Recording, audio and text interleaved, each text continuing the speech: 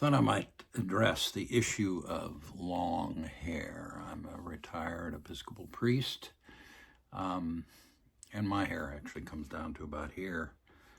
I've got it up right now. You can see it's in a clip. But in general, I lots of times just wear it out in a ponytail, of course. A priest friend of mine said to me that if I ever expected to preach in a particular pulpit in one of the larger churches in Kansas City, which is where I live, I would not be doing it with a ponytail.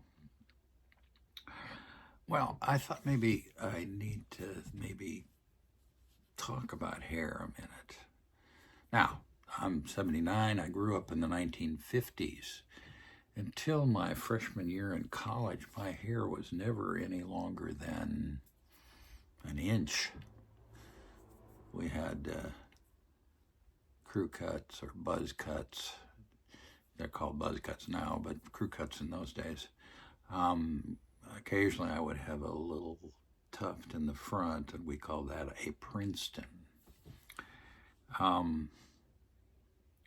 But that's where we were. Now, understand that we were the post-World War II generation. Actually, I was born in 1945, 2 months before VE Day. Technically, I'm actually a war baby. And I'm not a baby boomer, oddly enough. I'm in the silent generation, although nobody's ever accused me of that. But literally, our country, most men had crew cuts.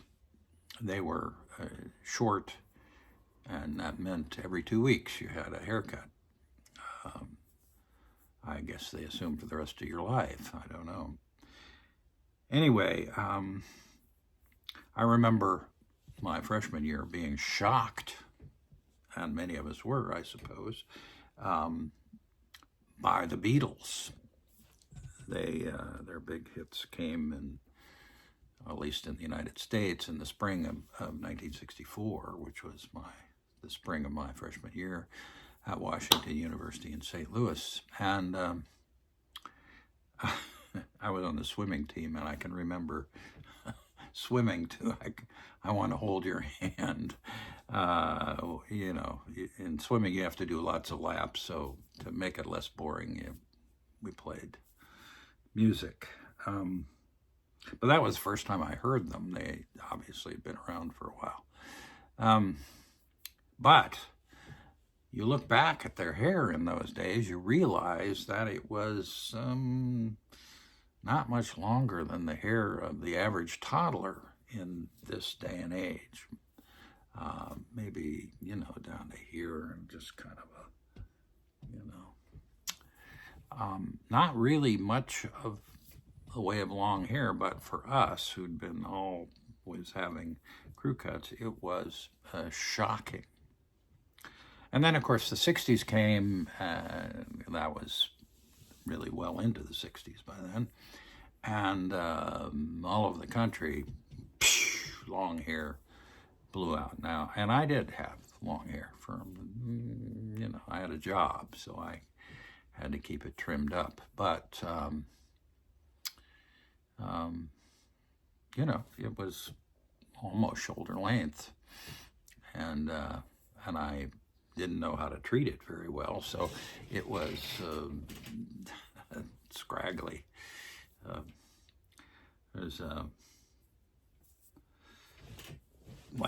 Anyway. So, coming out of sort of a short hair, militarized lifestyle, because that's what it was. After all, something like 15 million people had been in uniform in World War II. And so that was the military was kind of the center. And of course, the military had won a great victory in Europe and in Japan. So, not to mention Italy as well. Although technically the war never stopped in Italy. It stopped, but it was never won. Italy is an immensely defensible country.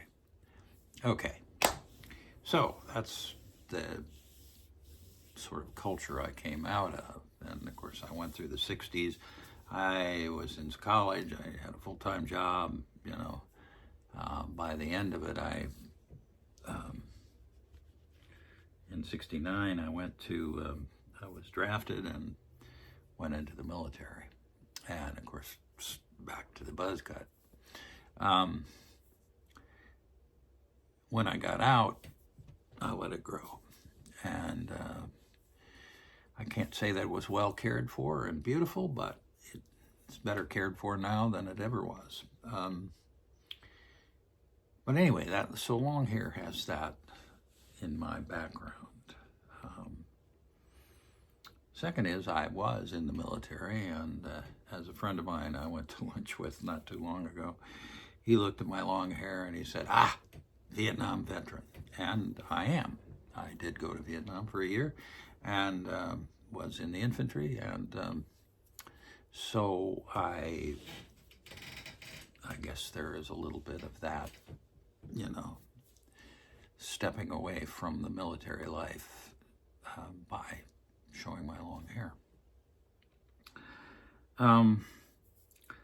That isn't the only reason I have long hair. In my ministry over the years, I had a number of parishioners who were Native American. Now, Native Americans in general, they like their hair long. And kind of in solidarity with them, I think, you know, that anti-imperialist, anti-colonial, anti-genocide, all the things that apply to our relationship with Native people. My long hair is one way of expressing that as well.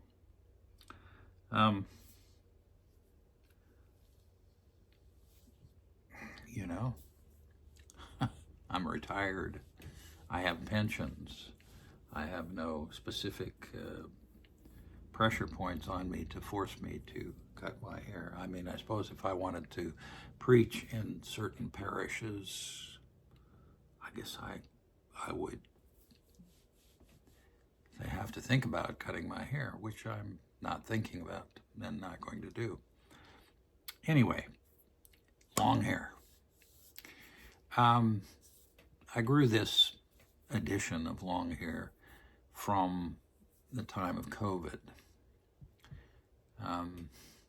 In our tradition, we have Ash Wednesday, where we put in the ashes, which actually are palms that are burned from the previous Palm Sunday.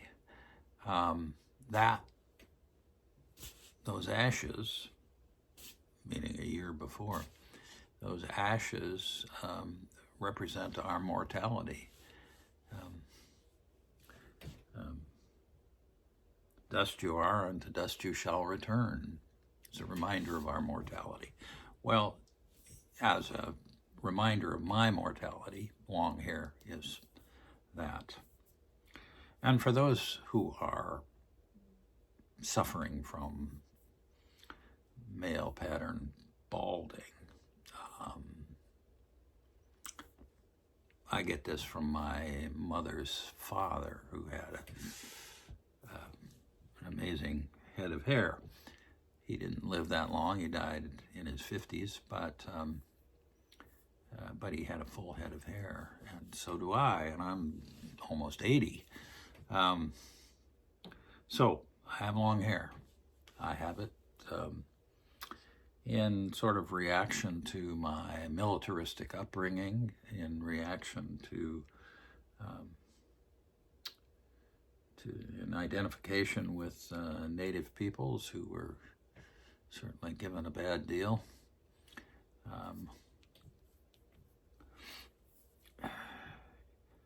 Also, it's just, I've got it. It's not too hard to care for, and you know, I have to brush it a couple times a day, and when I want to rein it in, I put on a sweatband, which I use because I exercise. I do rowing, and I put it up in this to row because it just flops around. Anyway, long hair. It is more meaningful than just long hair. It's not just a hairstyle. It has incredible inner symbolic resources connected with it. Well, thanks for listening.